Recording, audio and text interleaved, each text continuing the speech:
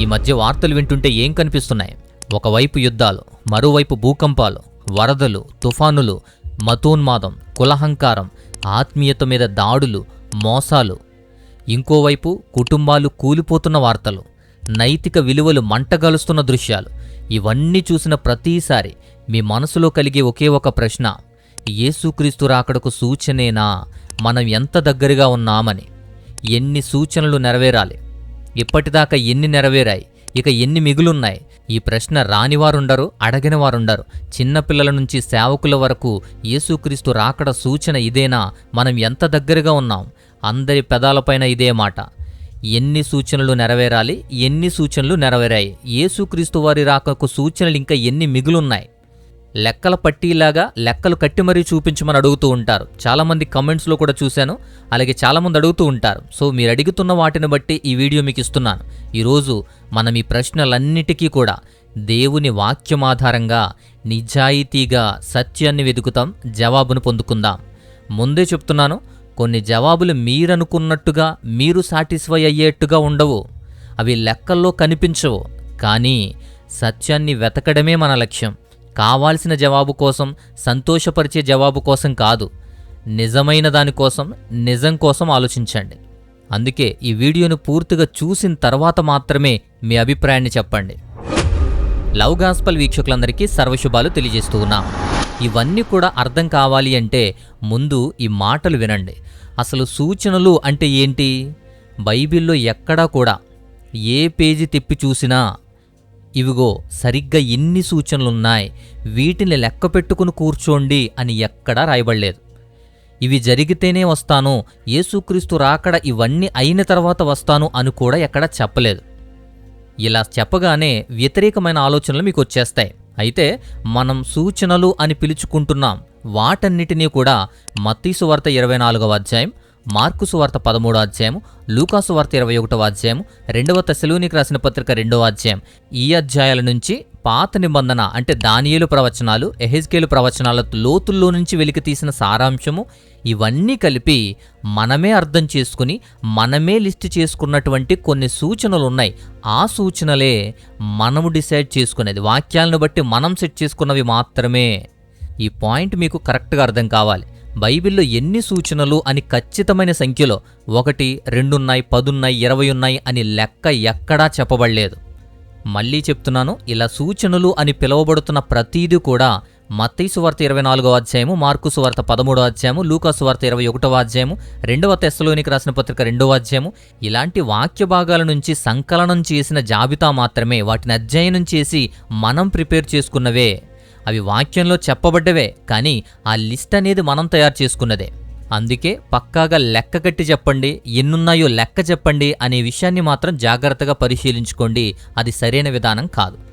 ఇక తర్వాతి విషయం, మనం అడుగుతున్న ప్రశ్నలకి 2 భాగాలుగా అర్థం చేసుకోవాలి. 1, రాకడకు ముందు జరగాల్సిన సూచనలేంటి, ఎన్ని నెరవేరాయి అని.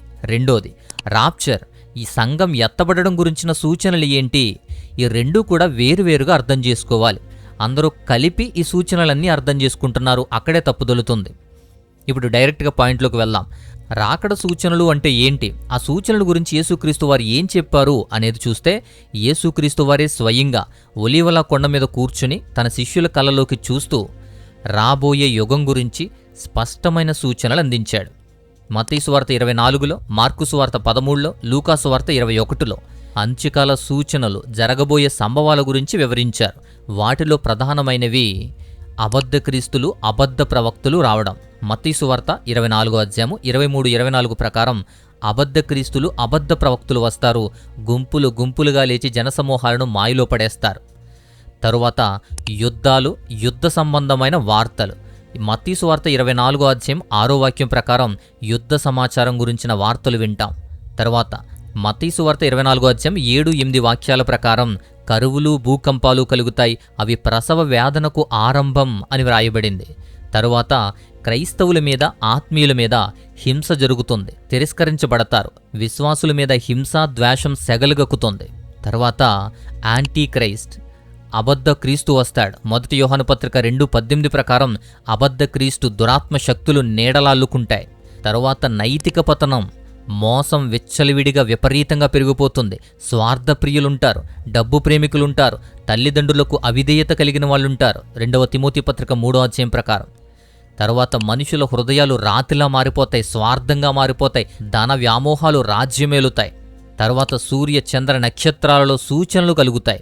సముద్రము ఘోష పెడుతుంది. లూకాసు వార్త 21వ అధ్యాయం 25-26 వాక్యాల ప్రకారం ఆకాశంలోనూ సముద్రంలోనూ వింత సూచనలు కనిపిస్తాయి. తరువాత మనం చాలా ప్రశాంతంగా సెక్యూర్గా ఉన్నాం అనుకునే టైంలోనే అకస్మాత్తుగా సంభవిస్తాయి. 1 తెస్సలోనికీ రాసిన పత్రిక 5వ అధ్యాయం 2-3 వాక్యాల ప్రకారం అకస్మాత్తుగా సెక్యూర్గా ఉన్నాం అనుకునే టైంలోనే మనం వాటిని ఎదుర్కొంటాం. తర్వాత ఇంకొకటి, సువార్త లోకమందంతటికీ ప్రకటింపబడటం. అప్పుడు అంతం వస్తుంది. మత్తయి సువార్త 24వ అధ్యాయం 14వ వాక్యం ప్రకారం. ఇవేమీ కల్పితాలు కావు, యేసుక్రీస్తు వారు పలికిన నిజాలు. ఇవి ఆయన రాకడకు సంబంధించిన సూచనలుగా మనం సెట్ చేసుకున్నాం. సో వీటిలో ఎన్ని నెరవేరాయి, ఎన్ని మిగిలాయి? ఇక్కడ ఒక ప్రాముఖ్యమైన బైబిల్ వాస్తవాన్ని, థియాలజికల్ మీనింగ్ని మనం సరిగ్గా అర్థం చేసుకోవాలి. అది అర్థం కావాలంటే ముందు నేను మీతో పూర్తిగా జెన్యూన్గా మాట్లాడుతున్నా. ఎలాంటి మెతక మాటలు, మొహమాటం లేకుండా మాట్లాడాలి. కాబట్టి మీకు నచ్చినా నచ్చకపోయినా, మీరు ఏమనుకున్నా సరే సత్యం మాత్రమే నమ్మాలి. కాబట్టి స్ట్రైట్గా చెప్తున్నా, ఎన్ని నెరవేరాయి, ఎన్ని మిగిలాయి అని లెక్క అడిగితే 10లో 7 పూర్తయిపోయాయి అని ఆన్సర్ ఇవ్వడం, లేదా ఇక 2 మిగులున్నాయి అని ఆన్సర్ ఇవ్వడం బైబిల్ చూపించే దారి కాదు. అది తప్పు. ఎందుకో వివరిస్తాను, జాగ్రత్తగా వినండి. యేసుక్రీస్తు వారు చెప్పిన సూచనలే చాలా జాగ్రత్తగా పరిశీలించండి. ఈ సూచనలన్నీ కూడా ఆన్గోయింగ్ క్యారెక్టర్ కలిగినవి, అంటే కంటిన్యూస్ స్వభావం కలిగినవి. ఇవి నిరంతరం కొనసాగేవి. కాబట్టి ఒకసారి జరిగి ఆగిపోయేవి కాదు, ఒకసారి జరిగి ముగిసిపోయేవి కాదు. కాబట్టి ఎంత పర్సెంటేజ్ నెరవేరింది లేదా ఎన్ని నెరవేరాయి అని లెక్కించడం సాధ్యం కాదు. కరువులు, యుద్ధాలు, భూకంపాలు, వీటి గురించి యేసుక్రీస్తు వారే స్వయంగా చెప్పారు, ప్రసవ వేదనకు ఆరంభం అని. మత్తయి సువార్త 24వ అధ్యాయం 7-8 వాక్యాలు చూస్తే ప్రసవ వేదనలకు ఇవి ఆరంభం మాత్రమే. అంటే ఇవి క్రమంగా తీవ్రమవుతూ కొనసాగుతూ ఉంటాయి, ఒక నిర్దిష్ట సంఖ్యలో పూర్తయ్యేవి కాదు. ప్రసవ వేదన అంటే ఏంటో మీకు తెలుసు కదా. అది ఒకసారి వచ్చి ఆగిపోయేది కాదు.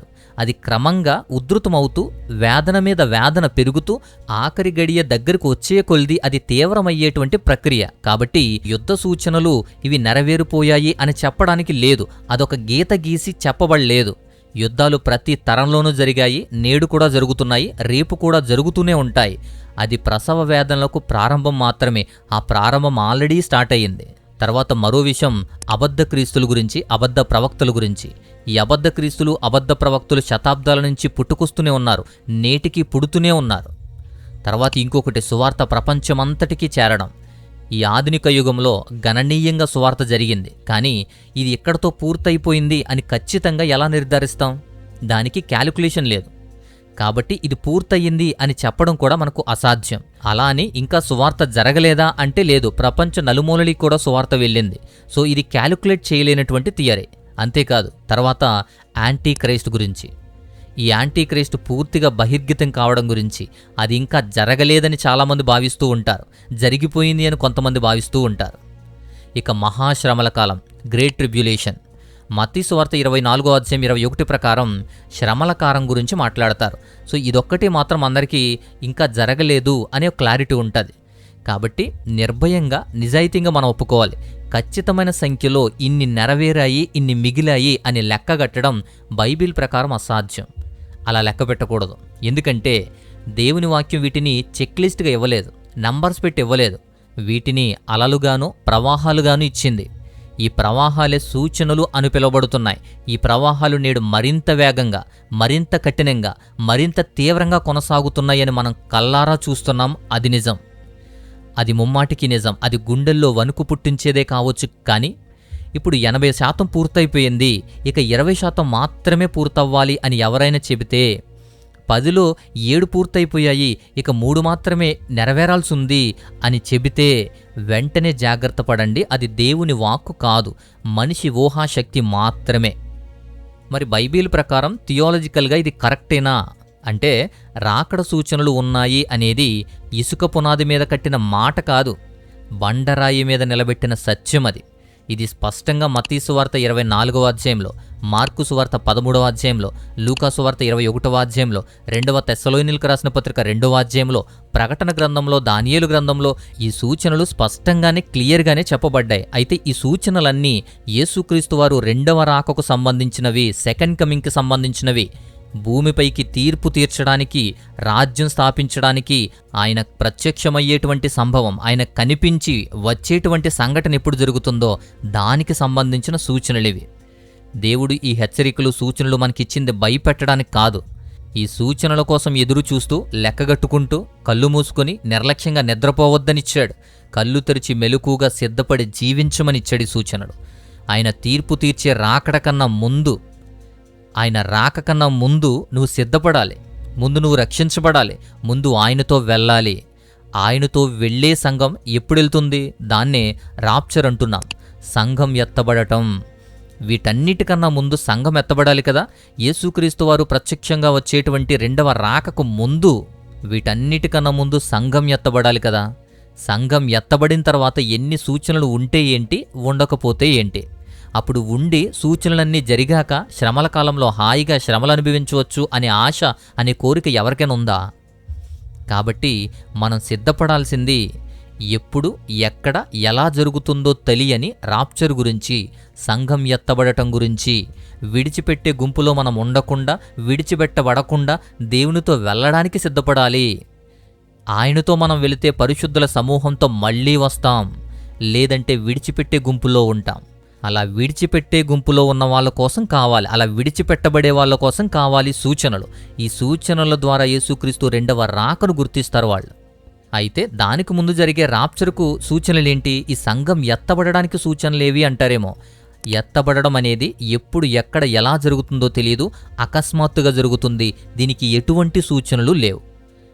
అందుకే సెకండ్ కమింగ్కి, రాప్చర్కి, సంఘం ఎత్తబడ్డానికి, రాకడకు మనం స్పష్టంగా క్లారిటీని అర్థం చేసుకోవాలి. ఎత్తబడడం అంటే రాప్చర్ ఏ క్షణాన్నైనా జరుగుతుంది, ఎటువంటి సూచనలు ఉండవు. కానీ రెండవ రాకకు మాత్రం యుద్ధాలు, భూకంపాలు, యాంటీక్రైస్టు, ఇలా కొన్ని సూచనలు అయితే ఇవ్వడం జరిగింది. ఇక సంఘం ఎత్తబడం అనేది కనురెప్పపాటులో జరుగుతుంది. 1 కొరింథీ పత్రిక 15:52 ప్రకారం ఆకస్మికంగా, దొంగలాగా, రహస్యంగా, కనురెప్పపాటులో జరిగేది. కానీ రెండవ రాకడ మాత్రం మత్తయి సువార్త 24:30 ప్రకారం బహిరంగంగా జరుగుతుంది. ప్రతి నాలుక ఒప్పుకుంటుంది, ప్రతి మోకాలు వంగుతుంది, బహిరంగంగా, ప్రత్యక్షంగా ప్రపంచమంతా చూస్తుంది. సంఘం ఎత్తబడ్డం అంటే ఇక్కడున్న సంఘాన్ని, పరిశుద్ధుల సమూహాన్ని ఆయన తీసుకువెళ్తారు. అదే రెండవ రాకలో ఆ పరిశుద్ధుల సంఘంతో, ఆ పరిశుద్ధుల సమూహంతో తిరిగొస్తారు. సంఘం ఎత్తబడ్డమనేది ఓదార్పునివ్వడానికి, సంతోషం కలుగజేయడానికి, ఇక్కడున్న పరిశుద్ధ సంఘాన్ని తనతో పాటు మహిమతో తీసుకువెళ్ళడానికి వస్తారు. అదే రెండవ రాకలో ఆ పరిశుద్ధ సంఘంతోనే వస్తారు, కానీ తీర్పు తీర్చడానికి వస్తారు. సో ఇలా సంఘం ఎత్తబడ్డానికి, రెండవ రాకకు ఉన్న తేడాలు మనకు తెలిస్తే అప్పుడు మనం వేటి గురించి ఎదురు చూడాలి, వేటికి ప్రాముఖ్యతనివ్వాలి అనే విషయం మనకు అర్థమవుతుంది. ఇక్కడ ప్రీ ట్రిబ్యులేషన్ అనే కాన్సెప్ట్ ప్రకారం సంఘం ఎత్తబడ్డం అనేది శ్రమకాలానికి, అంటే ట్రిబ్యులేషన్ టైంకి ముందు జరుగుతుంది. కాబట్టి దానికి ముందస్తు సూచనలు ఏమీ ఉండవు, ముందస్తు సూచనలు అవసరం కూడా లేదు. ఏ క్షణంలోనైనా ఎలాగైనా జరుగుతుంది. అయితే ఈ కాన్సెప్ట్ని చాలామంది అంగీకరించరు. ఎందుకు అంటే ఈ ట్రిబ్యులేషన్ అనేది శ్రమల కాలం, మహాశ్రమల కాలం గురించి 3 థియరీస్ ఉన్నాయి. 1 pre tribulation, 2 mid tribulation, 3 post tribulation. So ఈ శ్రమల కాలం ఎప్పుడు జరుగుతుంది అనే దాని మీద ఆధారపడే ఈ 2 సంభవాలు, అంటే రాప్చర్, సెకండ్ కమింగ్, ఆధారపడి ఉంటాయి. శ్రమల కాలానికి ముందే సంఘం ఎత్తబడితే, రాప్చర్ జరిగితే అది ప్రీ ట్రిబ్యులేషన్ అని, మహాశ్రమల కాలం మధ్యలో గనక రాప్చర్ జరిగితే దాన్ని మిడ్ ట్రిబ్యులేషన్ అంటారు. అలాగే శ్రమల కాలానికి తర్వాత జరిగితే పోస్ట్ ట్రిబ్యులేషన్ అంటారు. అయితే ఈ రాప్చర్, సంఘం ఎత్తబడడం, రెండవ రాక ఒకేసారి జరిగేటువంటి సంఘటన అని ఈ పోస్ట్ ట్రిబ్యులేషన్ విశ్వసించే వాళ్ళు నమ్ముతారు. మరి మనం ఎలా అర్థం చేసుకోవాలి, వీటిలో ఏది నమ్మాలి, ఎలా నమ్మాలి అని ఆలోచన ఉంటుంది. అయితే ఈ 3 థియరీస్ ఉన్నవాళ్ళు వాటి ప్రకారమే వాదిస్తూ ఉంటారు. అయితే వాటి గురించి మనం ఇప్పుడు మాట్లాడడం లేదు. క్రైస్తవ థియాలజీ ప్రకారం, బైబిల్ ప్రకారము కూడా సెకండరీ డాక్ట్రిన్ ఇది. అంటే మోక్షానికి, పరలోకానికి, రక్షణకు సంబంధించిన ప్రైమరీ ఆస్పెక్ట్నే మనం ముందు తీసుకోవాలి. ఆ తర్వాత వీటి గురించి ఆలోచించాలి. ఎప్పుడు జరుగుతుంది అనే దానికి ఈ టైమింగ్స్ గురించి, pre tribulation, mid tribulation, post tribulation, అలా ఈ వీటి టైమింగ్స్ ఎప్పుడు జరుగుతుంది అనే దాని మీద ఈ 3 రకాల అభిప్రాయ భేదాలైతే ఉన్నాయి. కానీ ఒక్కటి నిజం, ఈ 3 రకాలు కూడా అంగీకరించే 3 విషయాలు ఉన్నాయి. ఈ 3 కాన్సెప్ట్లు కూడా ఏకీభవించే 3 అంశాలు. మహాశ్రమల కాలం రాబోతుంది అని, దాని తర్వాత యేసుక్రీస్తు వారు తన రాజ్యాన్ని స్థాపించడానికి తిరిగి వస్తారు అని, విశ్వాసులకు ఎత్తబడడం రాప్చర్ అనేది జరుగుతుంది అని. ఈ 3 విషయాలు కూడా వీటిలో ఏది నమ్మునా కూడా సత్యమే. కాబట్టి ముందు జరుగుద్దా, మధ్యలో జరుగుద్దా, తర్వాత జరుగుద్దా అనేదానికన్నా జరుగుద్ది అని నమ్మాలి. ముందు ఈ 3 విషయాలు మనం అర్థం చేసుకోవాలి. ఈ 3 సత్యాల మీద మన విశ్వాసం కొండలాగా చెక్కు చెదరకుండా నిలవాలి. అయితే వీటన్నిటి గురించి 3 పాయింట్లలో 3 జాగ్రత్తలు చెబుతాను.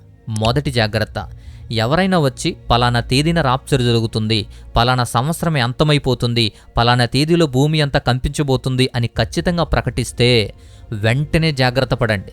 వాళ్ళు జ్ఞానం లేని, వాక్యం తెలియని ఆవేశపరులు అని, అబద్ధ బోధకులు అని యేసుక్రీస్తు వారే స్వయంగా ప్రకటించారు.